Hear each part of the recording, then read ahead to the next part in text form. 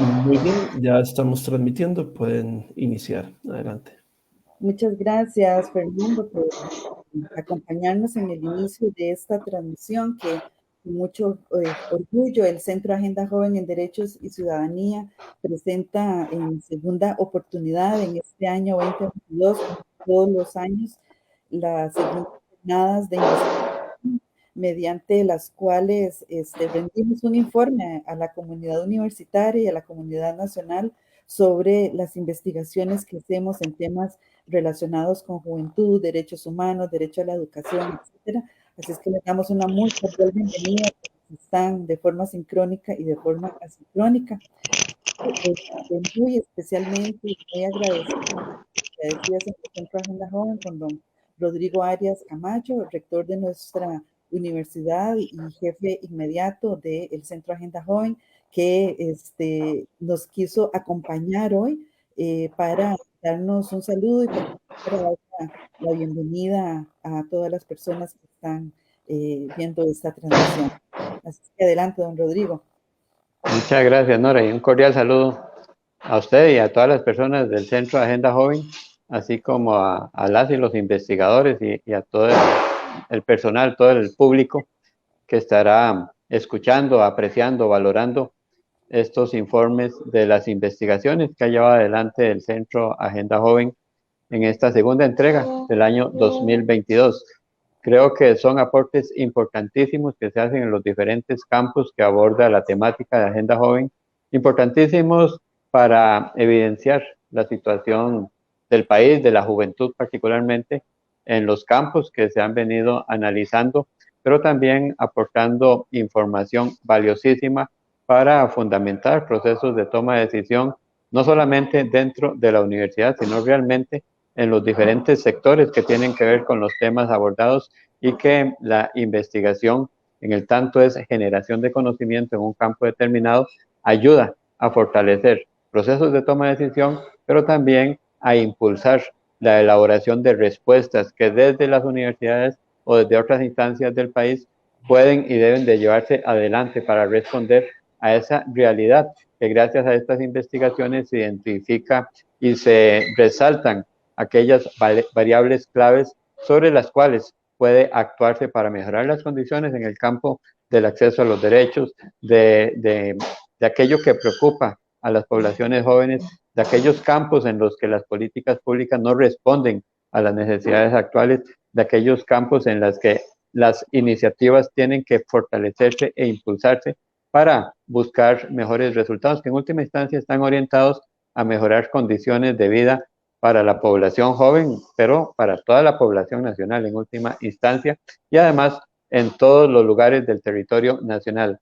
Creo que este tipo de entregas que hace el Centro de Agenda Joven de los resultados de las investigaciones que han impulsado, y al compartirlas tanto a nivel nacional como internacional, vienen a ser un ejercicio realmente significativo de rendición de cuentas con el uso de los recursos en temas que son importantes para nuestra sociedad, pero podríamos extrapolarlo a todas las sociedades de los diferentes países que nos acompañan y nos honran con su presencia en estos procesos de entrega de informes, con el propósito de que podamos seguir aportando como universidad a sentar bases sólidas a partir de la investigación, a partir de la generación del conocimiento, para que nuestros países puedan seguir avanzando en campos que son esenciales para la vida actual, pero sobre todo que son indispensables de reorientar en los caminos que seguiremos en los próximos años. La investigación desde la universidad ayuda en esa dirección, y creo que de esta forma se ve materializado uno de esos quehaceres fundamentales que tiene la universidad pública en nuestro caso, para con la sociedad, para con nuestras sociedades. Así que agradecerle a doña Nora ese liderazgo que ha tenido en el Centro Agenda Joven, y a todo el grupo de personas investigadoras que han hecho una labor extraordinaria en los años de existencia de este programa y de este centro actualmente. Muchísimas gracias por la oportunidad de compartir con ustedes, y esperamos que toda la información sea muy valiosa para quienes están observándolo sincrónicamente y para quienes lo observen posteriormente. Muchas gracias y les deseo lo mejor en todo sentido. Muchas gracias, don Rodrigo. De verdad, nos alienta mucho sus palabras, escucharle, Y en efecto, el día de hoy vamos a presentar resultados de investigación en diferentes áreas. Tenemos en el tema de juventud y sistema carcelario la presentación de la investigación denominada Las de Arriba, profesionales del área técnica en el proceso de construcción de entornos penales juveniles, a cargo de Mario Araya Pérez. En la tarde, la presentación de la educación como acto político de Freire, la teoría antidialógica, la arbitrariedad cultural y la educación bancaria, nociones para comprender la reproducción de las desigualdades en América Latina, investigación elaborada por los sociólogos licenciados Raúl García y Anthony García. Otro trabajo que vamos a presentar se denomina El amor y el cuido al nacer como determinantes en el concepto de humanización en Freire, a cargo del licenciado en psicología Michael Picado. Después tendremos la presentación del trabajo Trabajar a Freire y dialogar con Fisher, un pequeño diálogo entre la pedagogía freiriana con la propuesta de acción política de Mark Fisher, a cargo del máster Roy González Sancho. También tenemos la presentación de la investigación denominada Entablando diálogos con Freire sobre el espacio pedagógico y otras reflexiones compartidas, a cargo de Brian Vargas y Juan Antonio Gutiérrez Slom. También la presentación de la investigación en artículo denominada La educación en género como lugar de transformación política en la epistemología pedagógica de Paulo Freire, a cargo de mi persona. De manera que en el marco de estas presentaciones que tenemos el día de hoy, también quisimos dialogar y prepararles a ustedes una serie de recursos epistemológicos a partir de los cuales hemos pensado las investigaciones que trabajamos en el marco del pensamiento de Freire, que trabajamos fuertemente en el año 2022 en ese tema, y por eso la sesión de la tarde está dedicada básicamente en la mayoría de sus bloques a la presentación a la comunidad nacional de los resultados de estas investigaciones. También queríamos presentarles el día de hoy el inicio de un proyecto de investigación en materia de migraciones denominado Transito y Habito con mis derechos, que es un proyecto que trabaja de manera conjunta con Alianza Estratégica, con la Agenda Ciudadana por la Educación, con la Campaña Mundial por la Educación y la Campaña Latinoamericana por la Educación, en donde hemos ya iniciado desde hace varios meses un trabajo en la zona norte, en Upala. La idea es identificar por medio de trabajo con las comunidades específicamente y las personas en situación de migración forzada que están habitando en este cantón, para identificar básicamente no solo todas las necesidades y requerimientos que tengan respecto de los aportes que desde el Estado y las instancias estatales y los organismos internacionales deban tener y deban articularse en función de su beneficio y ejercicio de sus derechos, sino también específicamente en el ejercicio de todos sus derechos relacionados con el derecho a la educación, tanto en primera infancia como en primaria, secundaria y en todas las edades. En una de las giras que tuvimos, en una relación con una de las personas migrantes, ella nos planteaba que ella es una persona de más o menos 50 años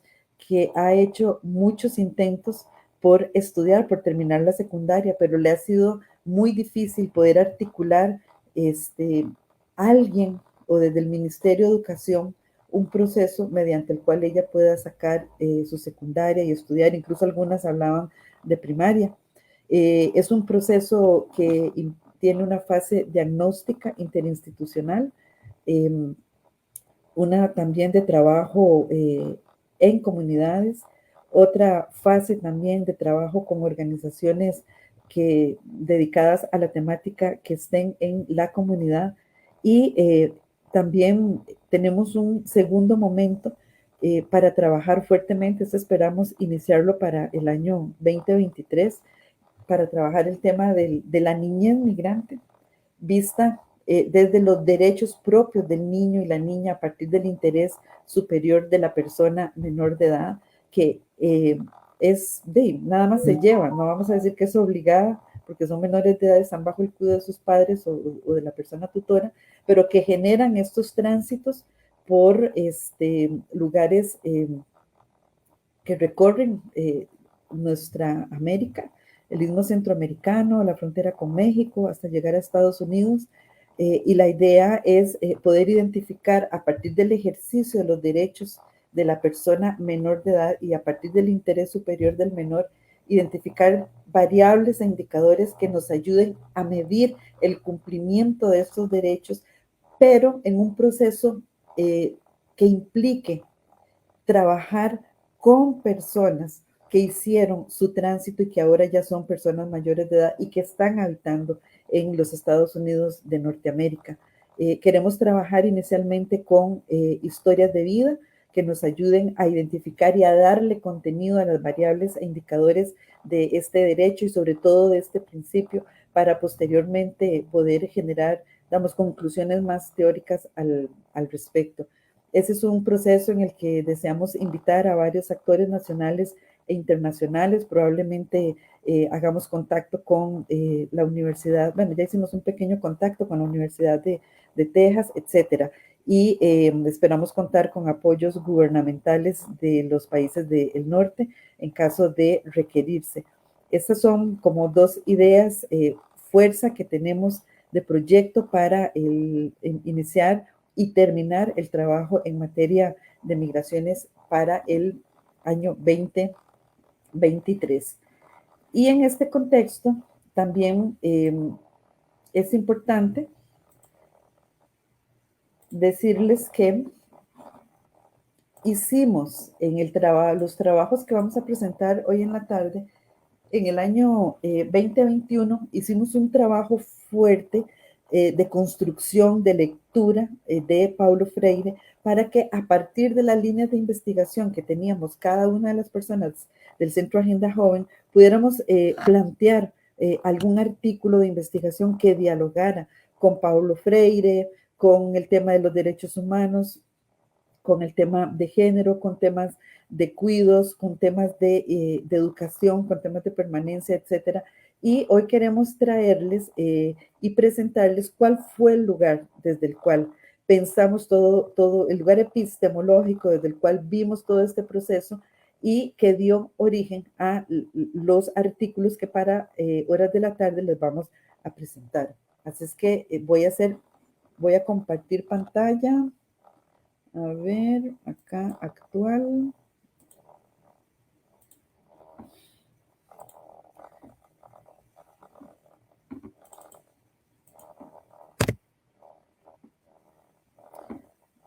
Fer, me decís si se está compartiendo la pantalla. Correcto, ahí la tenemos, todo súper bien. Excelente, y ahí está completa, ¿verdad? Correcto. Bueno, muy bien, excelente, muchas gracias. Esta presentación que les hago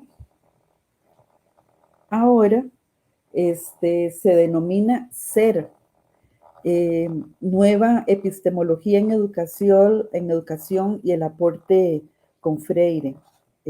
Básicamente, como les indiqué, parte de algunas precisiones conceptuales que le dieron origen, ¿verdad?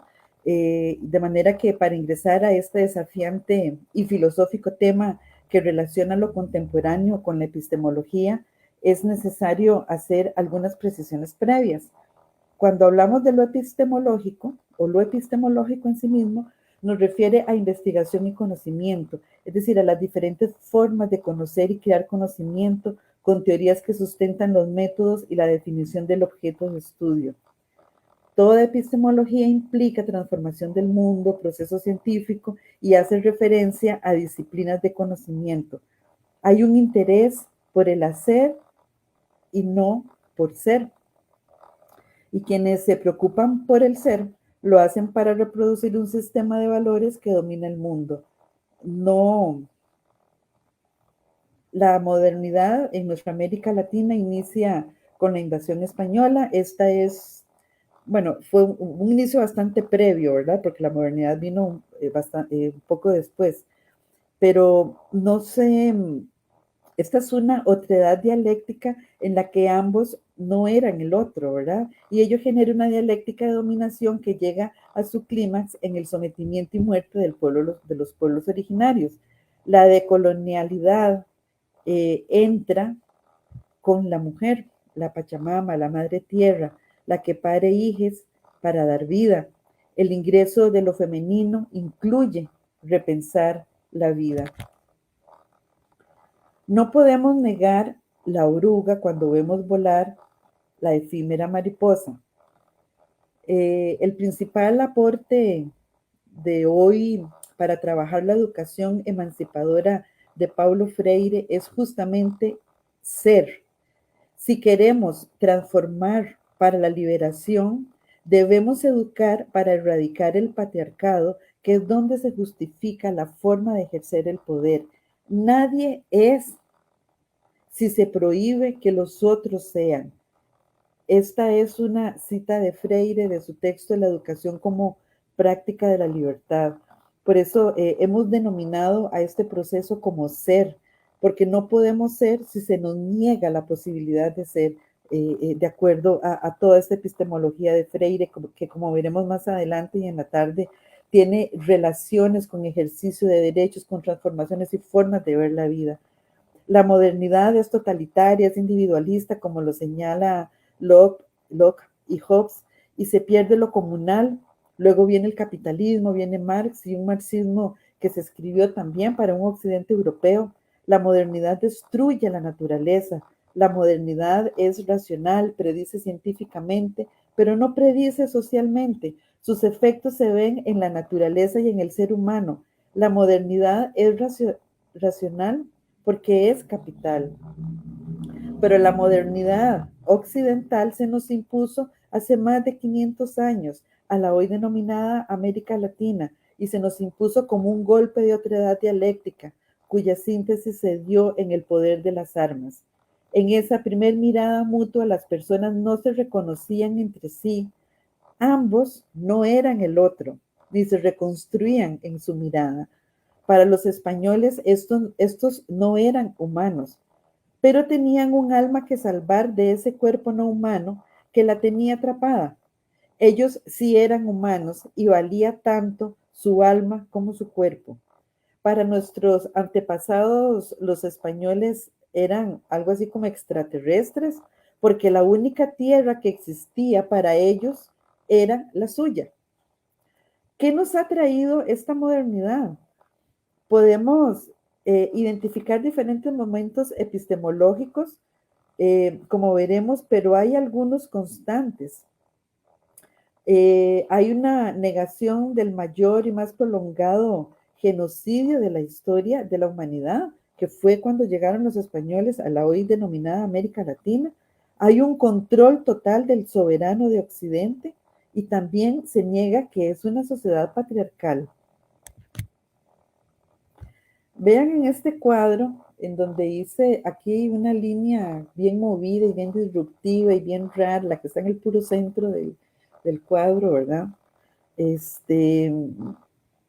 Tenemos, bueno, para entender esta modernidad latinoamericana o impuesta a Latinoamérica o en la que estamos en Latinoamérica, tenemos una primera epistemología que es, bueno, justamente esa creación del Estado moderno basada en la naturaleza de las personas, lo que hace que todos esos conceptos que le dieron origen hagan que ese Estado y sus preceptos y sus conceptos sean inmutables y totalitarios. Por eso ahí pongo al Leviatán de Hobbes, porque esa concentración de poder en una figura es la máxima representación, en mi criterio, de lo que es la modernidad y el capitalismo y la globalización que tenemos hoy en día.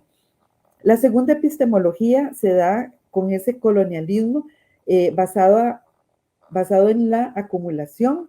Hay un saqueo de minerales, un control y posesión sobre las cosas, incluidas las personas, cosas sin alma, ¿verdad?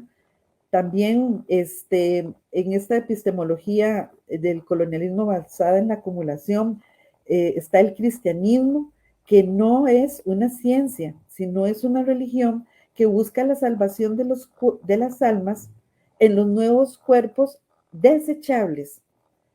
La segunda, muy relacionada con la anterior, es la separación política de España y Europa. Nosotros primero tuvimos Estado y luego ciudadanía. Antes éramos súbditos del imperio.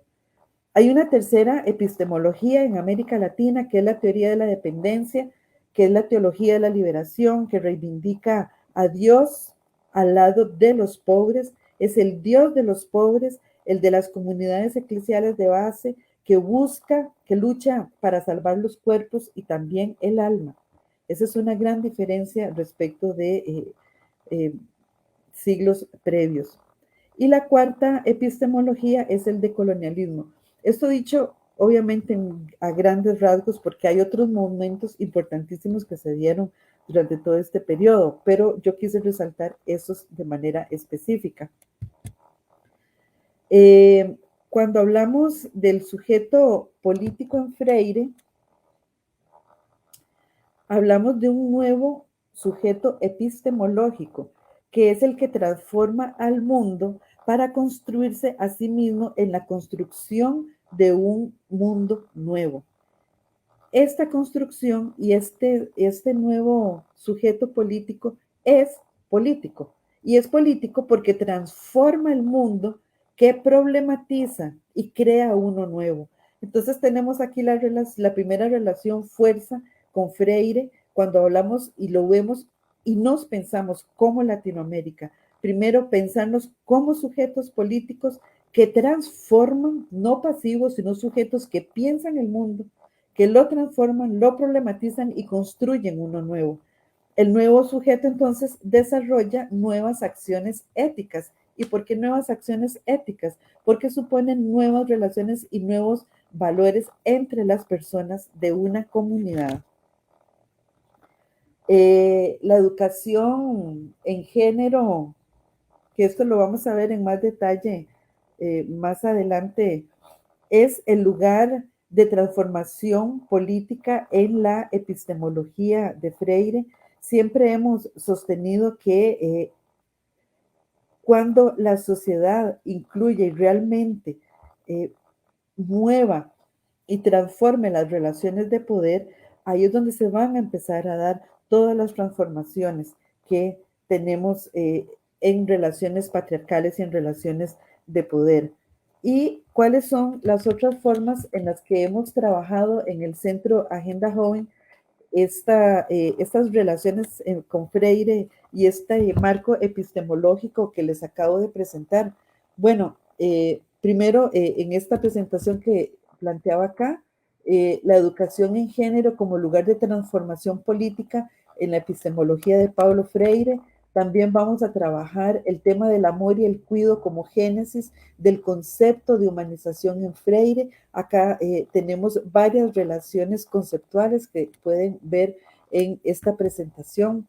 También vamos a trabajar el tema de repensar el espacio pedagógico en la pandemia, reflexiones a partir de la lectura de Paulo Freire, la relación Freire-Fischer también, asimismo el tema de la desigualdad social en América Latina, vista desde el pensamiento de Paulo Freire, y también la relación entre tecnología, ética y reflexiones sobre autonomía. Finalmente, bueno, ya esto lo habíamos presentado, el tema de la relación con el género. ¿Y por qué es importante para la coyuntura actual estudiar estos temas? Bueno, porque la modernidad de Europa nos interrumpió nuestros procesos, nuestro propio proceso de creación de comunidad, nos sometió y dominó al día de hoy con todos los valores que se impusieron y con todo lo que nos quitaron y con todos los miedos que nos impusieron y la dominación que se hizo terrible sobre las personas originarias de estas tierras en las que hoy estamos habitando, no originarios en el sentido estricto de la palabra. También es importante porque hablar de liberación en Freire pasa primero por romper la relación de poder que se construye desde el patriarcado. Educar para la liberación en Freire hoy es educar para liberar el cuerpo de las mujeres. El derecho a la educación debe repensarse críticamente, creando condiciones materiales para la realización de la dignidad humana y el reconocimiento de las otredades vivas. La educación para la liberación freiriana es política, porque las personas, el pueblo, la ciudadanía es el actor colectivo de transformación de la historia. Y también porque la decolonización cultural inicia cuando rompamos esta cultura eurocéntrica en la que estamos habitando y la que tanto daño nos hace. Entonces, la educación, como señala Freire, una frase hermosísima de él, dice que la educación no transforma el mundo, sino a las personas que transformarán el mundo. Esto realmente es una frase muy importante porque muchas veces la educación se piensa en función del mundo que imagina una clase dominante, una élite, los grupos de poder. Entonces identifican un mundo y usan la educación para transformar el mundo de acuerdo a lo que ellos están planteando. Por ejemplo, si hay un mundo, un contexto muy tirado hacia el tema de la ciencia, las ingenierías, las matemáticas, entonces vamos a ir potenciando la educación para que transforme el mundo y los valores en función de esas carreras y de esas visiones de mundo. Y bueno, y si es un mundo que se piensa muy alejado del arte, de la cultura, de las relaciones amorosas, de la música, pues evidentemente vamos a tener una educación que no apunte por ese lado.